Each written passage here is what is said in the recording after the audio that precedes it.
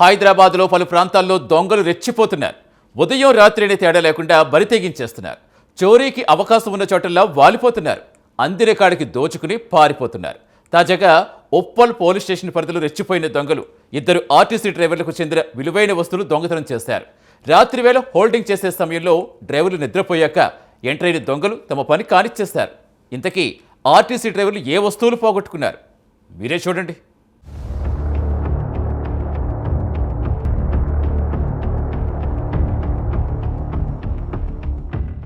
Uppal police station కి కూతబేటు దూరంలో Uppal metro station వద్ద దొంగలు రెచ్చిపోయారు.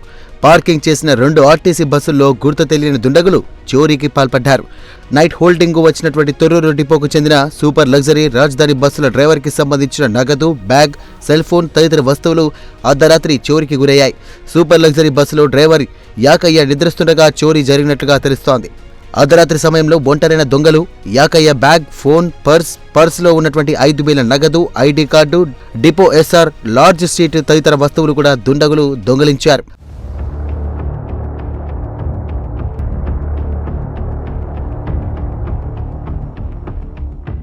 రాజధాని బస్సులో డ్రైవర్ రాజు నిద్రిస్తుండగా రాజధాని బస్సు తాళం దొంగలించినట్లుగా బాధితులు తెలియజేశారు.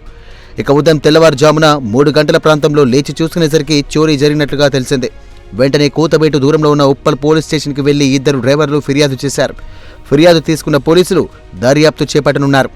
ఉప్పల్ రింగ్ రోడ్డు వద్ద నైట్ హోల్డింగ్కు వచ్చినటువంటి ఆర్టీసీ డ్రైవర్లకు ఎలాంటి రూములు లేకపోవడంతో డ్రైవర్లు వస్తువులు చోరీకి గురవుతున్నాయి.